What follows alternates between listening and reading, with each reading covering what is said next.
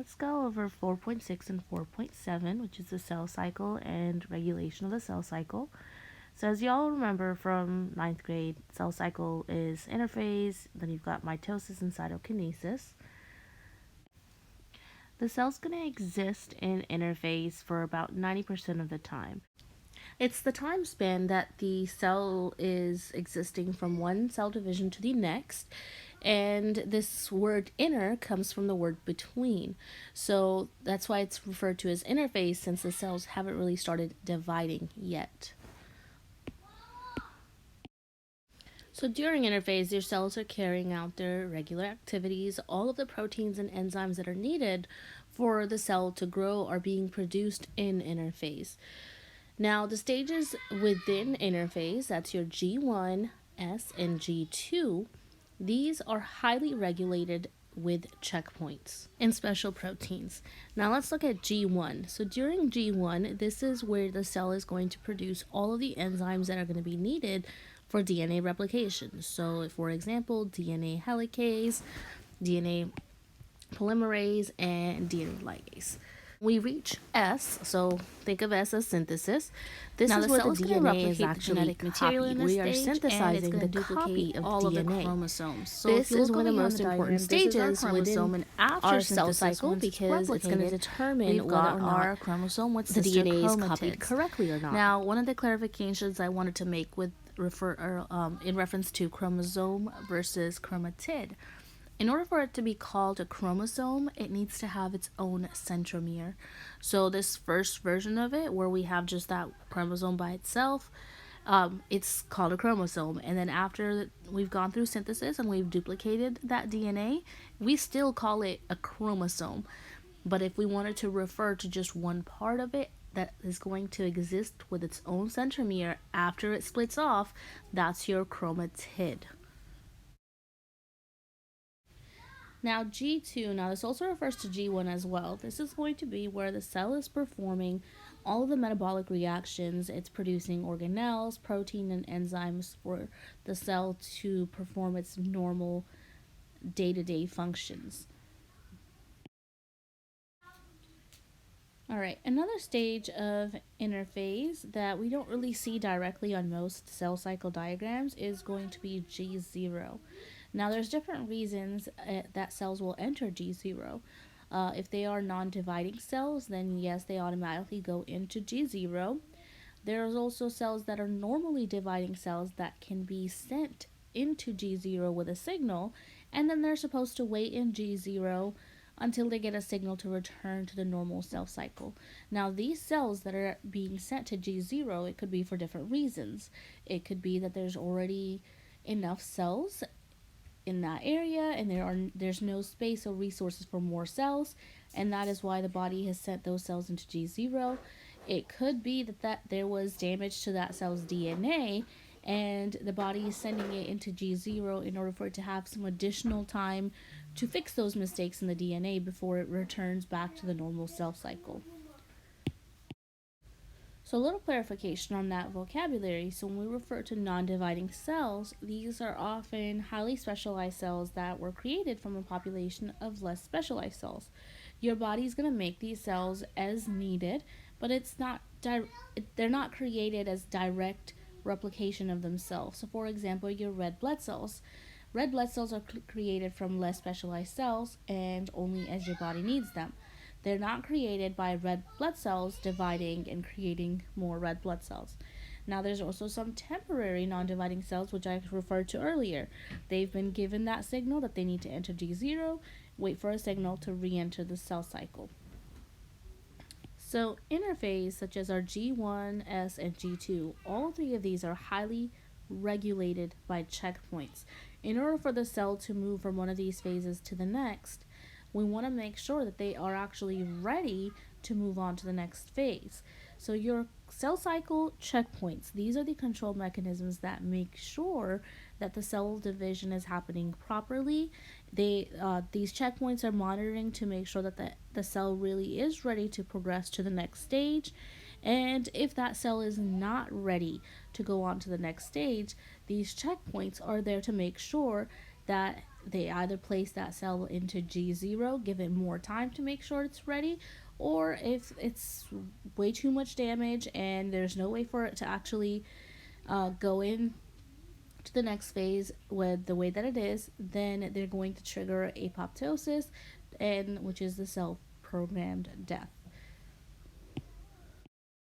So these checkpoints exist at the phase changes. So we've got a checkpoint between G1 and S, and then we have a checkpoint between G2 and mitosis.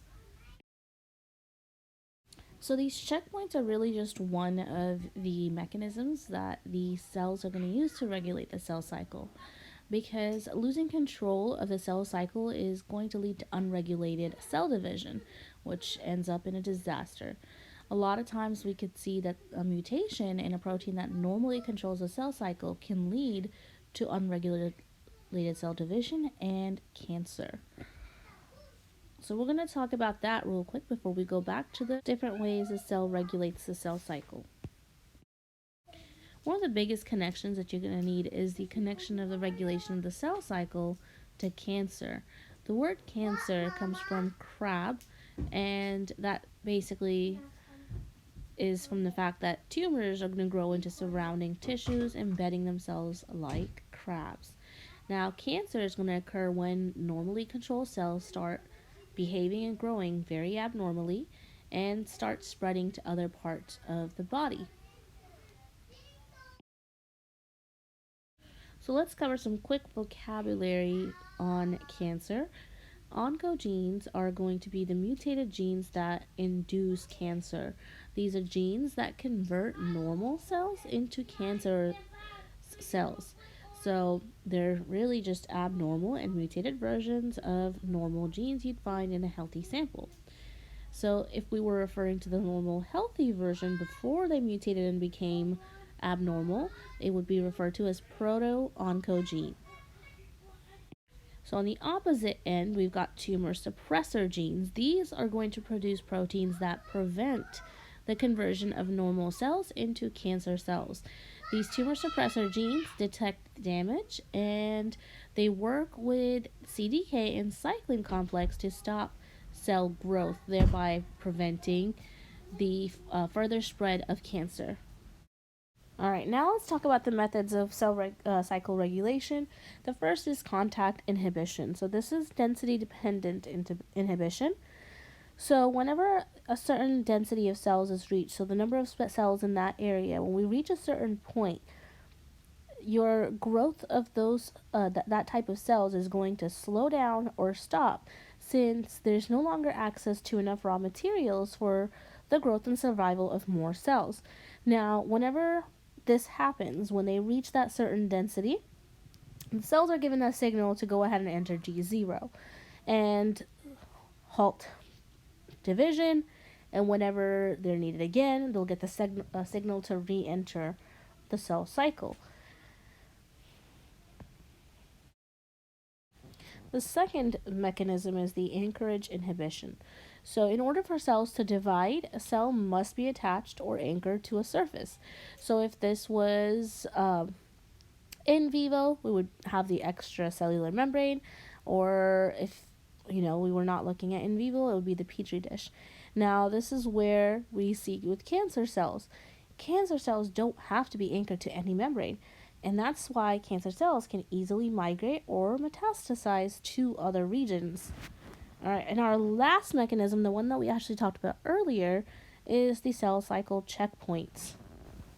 So with the cell cycle checkpoints, these checkpoints are making sure that cells that are not ready to continue with the cycle are going to enter G0, or if the damage to those cells is extensive to where that extra time in G0 is still not going to make a difference, they're going to go through apoptosis. Now, this entire process of having these checkpoints and having the signaling to lead to the programmed cell death, this is frequently linked with cancer, because the key difference between a normal cell and in order for it to turn into a cancer cell would be the ability for it to override the checkpoints or avoid apoptosis. So a lot of cancer treatments that are researched or used are targeting these changes. They're making sure that they are working on the ability of those cells to override those checkpoints and avoiding the cell death, because that's really the main difference and what differentiates a normal cell from a cancer cell. So if we look at these checkpoints more closely, the checkpoint that is known as the G1 checkpoint, this is known as the restriction point.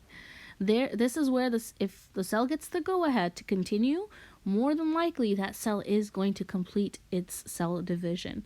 Now, the timing of the cell cycle is going to be initiated by two things: growth factors and CDK and cyclin. And we're going to go ahead and look at CDK and cyclin on this next part. Now, CDK, that's your cyclin-dependent kinase, and cyclins are two families of proteins that are regulated by the cell cycle checkpoints in order to control cycle progression. So by controlling these and regulating these two proteins, the cell is able to control cell cycle.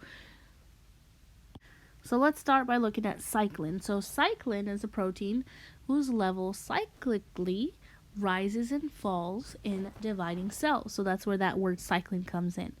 Now, cyclin is synthesized every S and G2 phase, and then it's then broken down after every metaphase before the cell goes into anaphase. All right, so that's that cycle. Is we'll see it synthesized when it's in S and G2, and then we'll see it broken down after every metaphase. Now, kinase is a class of proteins that activate other proteins by phosphorylating them. Now, the kinase that's critical to the cell cycle, the one that we're going to be referring to, is only activated when it binds to a cyclin, which is why we call it cyclin-dependent kinase. It's only going to be activated if there is cyclin present. Okay, so that's our CDK. So the way that it is controlling the cell cycle, when we combine cyclin and CDK, it is known as the cyclin-CDK complex. Now, when they are combined, when we have both cyclin and CDK and they bond, this is going to induce cycle progression, meaning it signals that the cell can go ahead and continue on to the next phase of the cell cycle. Now, if we were to keep cyclin and CDK apart, that's going to inhibit cycle progression. So an example of this, and an important cyclin CDK complex for you guys to know, is MPF, maturation promoting factor. This triggers the passage from G2 to metaphase. So after metaphase, whenever our cell enters anaphase, this complex is going to switch off by initiating the process that leads to the breakdown of cyclin. Now, once cyclin is broken down, that means that there is no longer cyclin available for CDK to be connected to the cyclin. Therefore, it leaves the CDK alone in the inactive form until eventually we come back into that cycle and we start seeing that cyclin is being synthesized in S and G2. At that point, that CDK will once again make cyclin CDK complex, thereby triggering passage from G2 into mitosis, and then once we reach metaphase and go back into anaphase, this cycle continues. So this is one of the examples of how these protein levels are working at controlling the progression of the cell cycle.